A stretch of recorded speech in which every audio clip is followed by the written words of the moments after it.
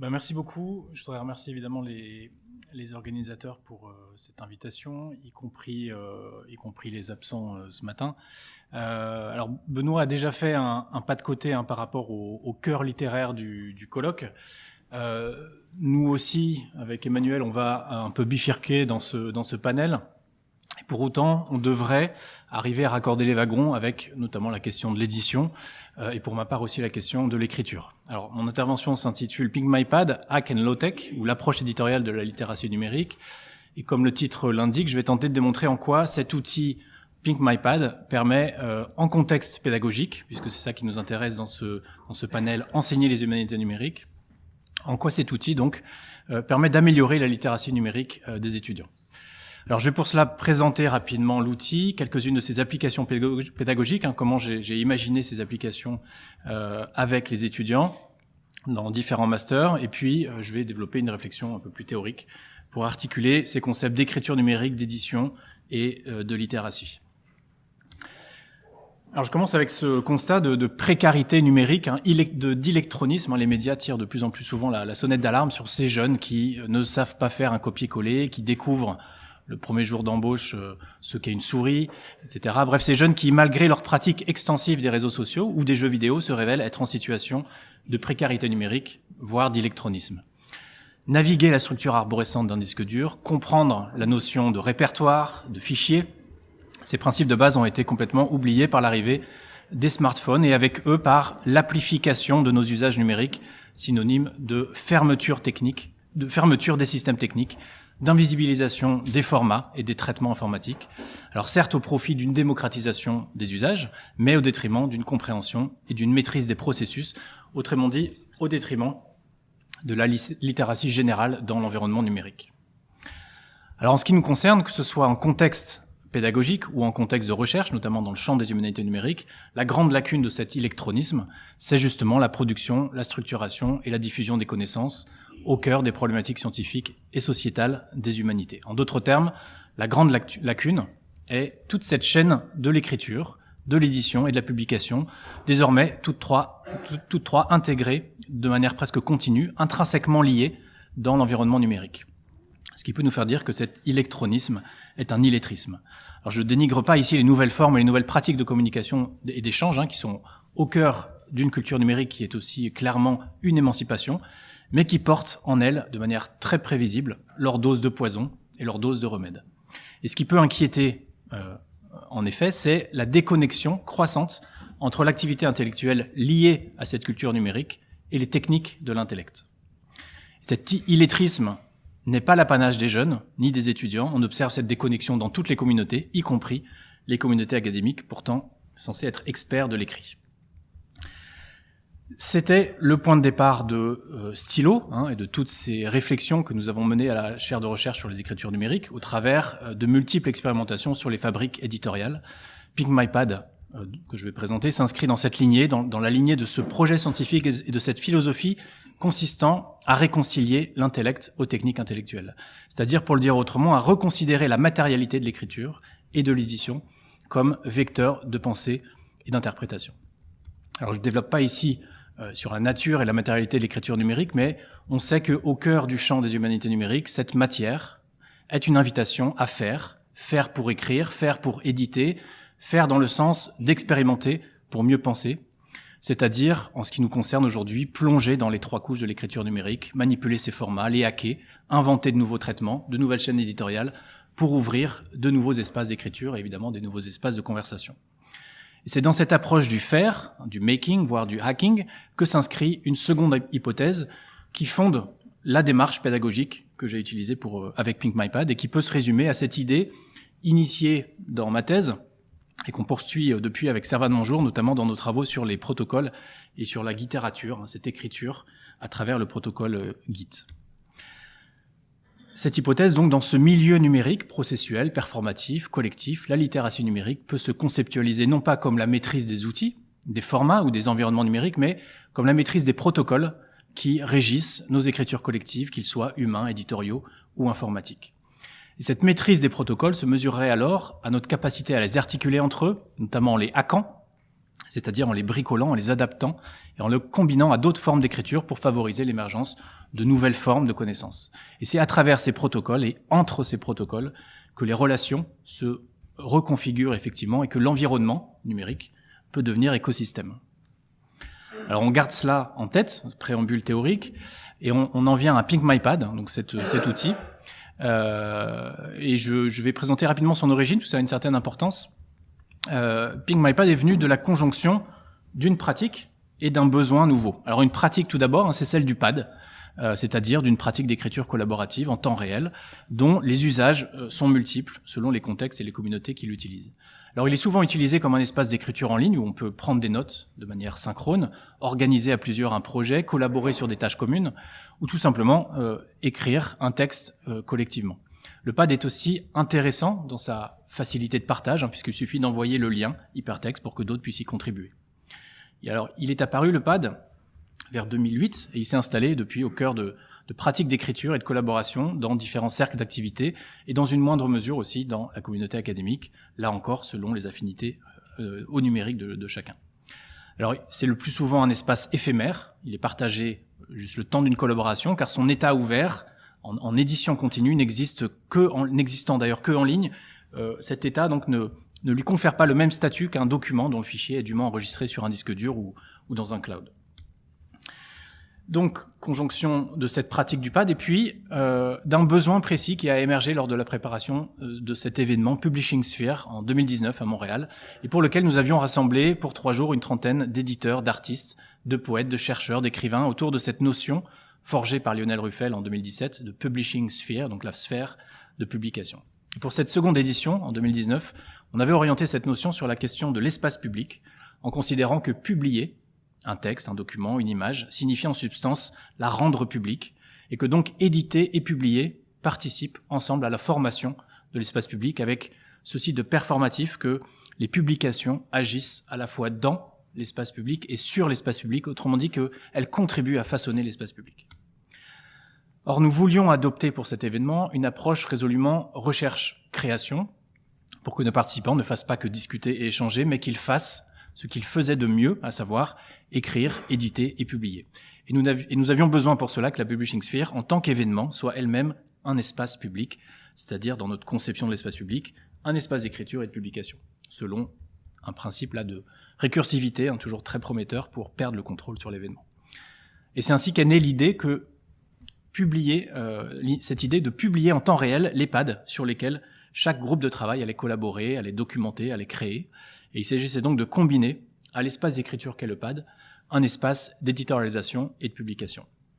Et c'est en cela que PinkMyPad peut être considéré comme un hack, c'est-à-dire le détournement du pad et le détournement de son usage premier pour qu'il devienne une source, la source d'un document dans un autre espace et dans un autre format.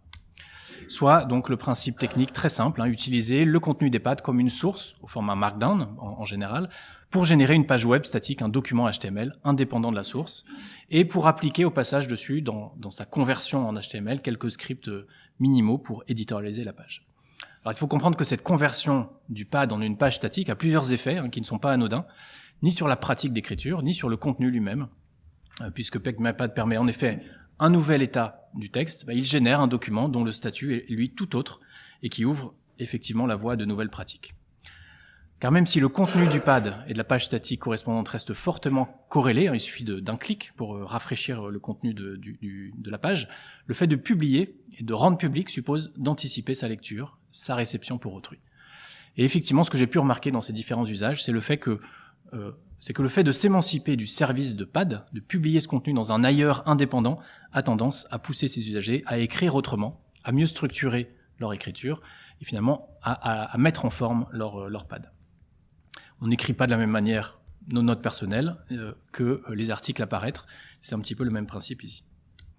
Alors entre 2019 et 2022, PinkMyPad a principalement été utilisé dans des communautés de recherche et des communautés déjà familières avec la pratique du pad. Je n'ai pas le temps de revenir ici sur la diversité des usages, depuis la production d'ouvrages collectifs jusqu'à la couverture d'événements scientifiques. Ici, la création d'un manifeste pour des savoirs en commun, dans le cadre du congrès de la Société canadienne des humanités numériques, à Vancouver. Ici, la création d'un cahier de propositions venant de la communauté des communs, en prévision des municipales de 2020 en France. Ou encore ici, une communication performance lors des journées sur les écritures alternatives en SHS, qui s'est passée à Nantes l'année dernière et qui aurait certainement intéressé Benoît Mélenchon. Et c'est ainsi que ce service très simple est devenu, le service Pink MyPad très simple est devenu tour à tour un espace d'organisation, un espace d'information, de documentation, d'écriture collective, d'échange et même tout simplement un espace de collecte, d'agrégation, de curation, etc. Et cette diversité d'usages s'explique tout simplement par la généricité de l'outil, en toute cohérence avec la généricité du pad. Le pad n'est rien d'autre qu'un espace d'écriture. Et Pink MyPad n'est rien d'autre qu'un espace d'éditorialisation, de publication et d'annotation. Et il inscrit en fait ces trois dimensions dans un même processus d'écriture collective, de manière indolore et, comme on dit, sans couture. Et ça permet la coexistence effectivement de plusieurs modes d'action, écrire, lire, échanger, et de plusieurs temporalités, la préparation, le temps du collectif synchrone, l'après-événement, en asynchrone, en collectif, en individuel, et puis le temps long avec une archive statique et stabilisée.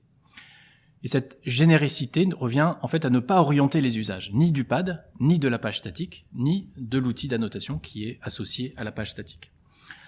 Alors pourquoi ? Justement, pour revenir à cette seconde hypothèse que j'ai présentée au début, en considérant que ce n'est pas aux outils de définir nos modalités d'écriture, mais que ce sont les collectifs d'écriture qui doivent mettre en place la gouvernance et les protocoles d'écriture, d'édition et de publication.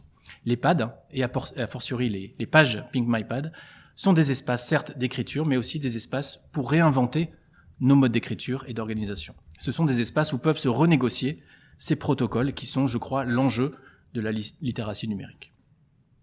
Alors en 2023, j'ai retravaillé une refonte complète de l'outil développé en 2019 pour Publishing Sphere. Pink MyPad a été donc entièrement réécrit à ce moment-là avec l'objectif que l'outil soit plus pérenne, avec l'objectif de sortir l'outil de sa confidentialité, de lui donner une identité propre, ce fameux Pink MyPad, et d'ajouter quelques fonctionnalités, et puis d'ouvrir aussi à de nouveaux services de pad.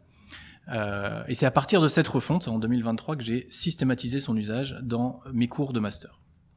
Donc j'en viens à mes cours de master, quelques mots sur le contexte pédagogique, donc il se déroule à l'université Paris 8, à l'université Paris-Nanterre, dans un master, la mention humanité numérique, et puis un autre à Nanterre, la mention communication rédactionnelle dédiée aux multimédia.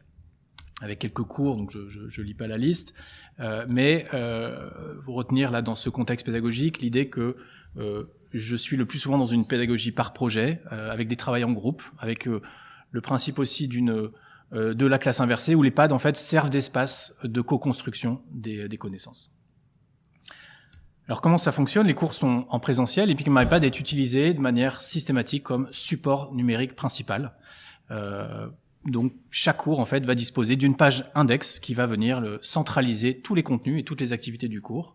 Cette page redistribue ainsi vers une série d'autres pages créées selon les besoins et chaque cours se déploie ainsi comme un mini-site avec une home comme point d'entrée unique pour les étudiants dans les contenus, y compris d'ailleurs pour leur propre production. Et contrairement à un site produit avec un CMS et une base de données relationnelle, les sites Pink MyPad sont dépourvus d'une organisation relationnelle et dynamique. Et les sites ne peuvent finalement se construire que de manière arborescente et les éventuels parcours de navigation ne peuvent être générés que à la main, comme un retour à un web pré 2.0. Et cet aspect n'a pas que des implications éditoriales, mais évidemment des implications également pédagogiques. La page index distribue vers toutes les activités du cours, et là, à nouveau, on exploite la généricité et la multitemporalité qui permet à Pink MyPad d'accueillir à la fois les prises de notes, les lectures collectives, ici le protocole de lecture collective, ou ici la production collaborative d'un glossaire dont chaque étudiant prenait en charge deux notions dans le cadre de ce cours. Ou encore, pourquoi pas ici, l'organisation du cours, de son évaluation, le suivi des rendus, etc. Le second principe sur lequel repose cette pédagogie sur Pink MyPad, c'est avant tout pédagogique, c'est même s'il hérite indirectement de la pratique du pad et de l'un de ses principaux usages dans les communautés, c'est la documentation, le principe de documentation. Documenter collectivement ce qu'on fait, ce que la classe met en œuvre, ce qu'elle discute, ce qu'elle décide, ce qu'elle produit. Et ainsi, je demande en début d'année que chaque activité, qu'elle soit collective, individuelle, qu'elle soit en groupe de travail, qu'elle soit effectuée en classe ou hors de la classe, chaque activité doit être documentée selon un protocole que l'on définit et que l'on décide plus ou moins collégialement dès le premier cours. Et l'enjeu, c'est que les les pages du cours ne soient pas la somme de productions respectives du prof ou des étudiants, mais bien au contraire qu'elles soient là pour rendre compte du processus du cours dans son ensemble. Le processus pédagogique, bien sûr, mais aussi pour les étudiants, le processus de leur propre projet développé dans le cours. Et donc on adopte dès le début du cours le précepte suivant, le processus de leur projet va être plus important que le résultat.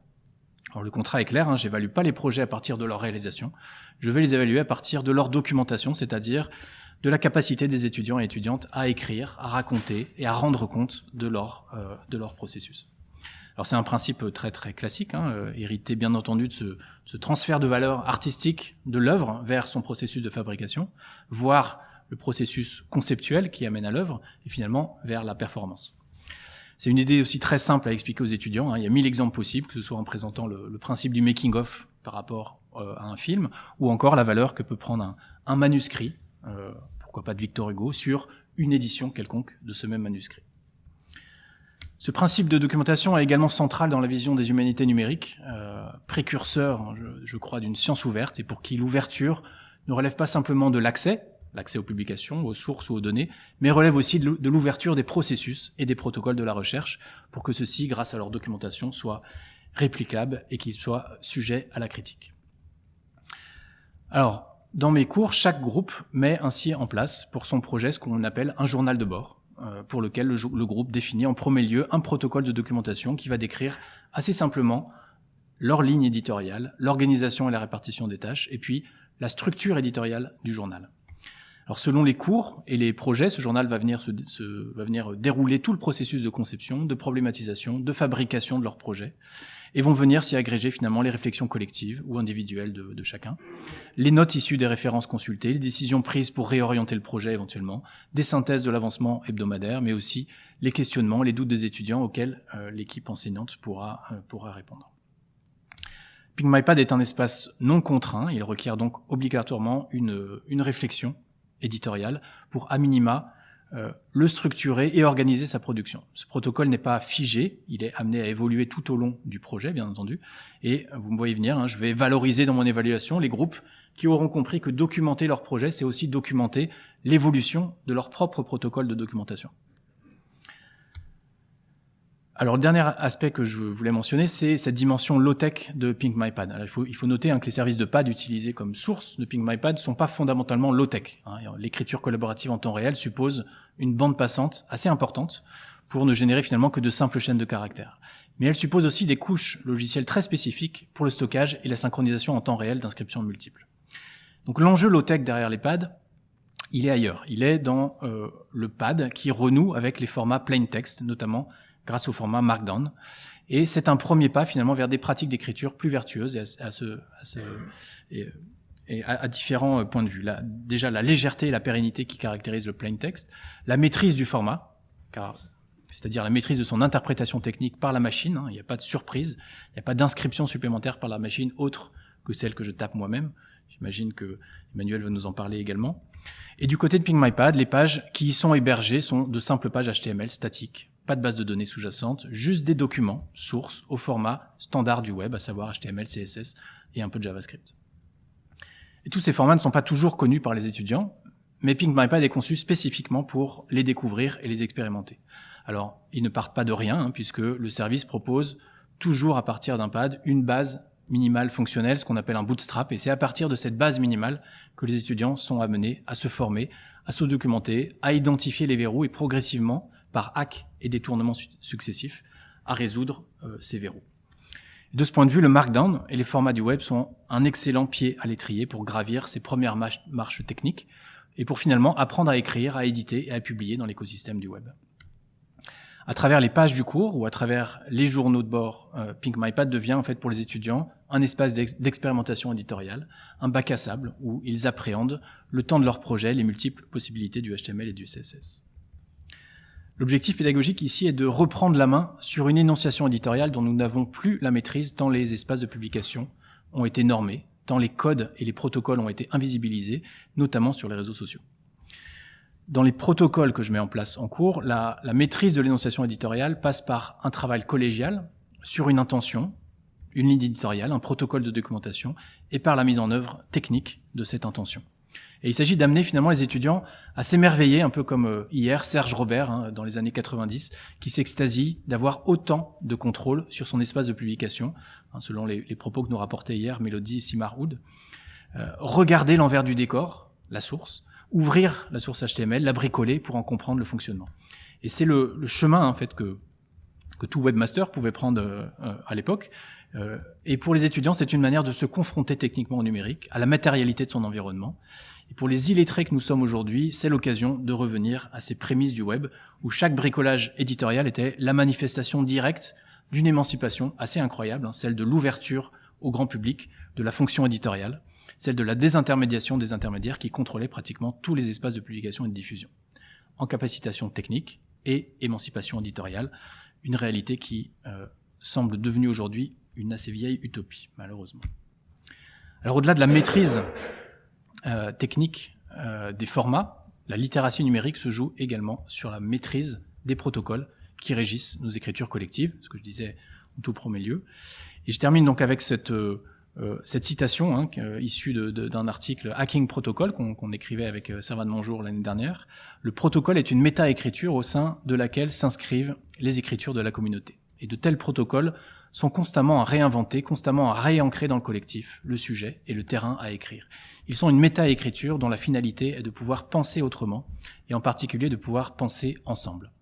Et on retombait l'année dernière donc sur cette notion de méta-écriture qu'Erika Fulop a introduite hier en citant le BALP, le générateur de texte comme une méta-écriture. Alors je développe pas sur cette association entre le générateur de texte et le protocole, mais ça pourrait être un bon point de départ, je crois, pour initier le dialogue avec vous. Et je vous remercie.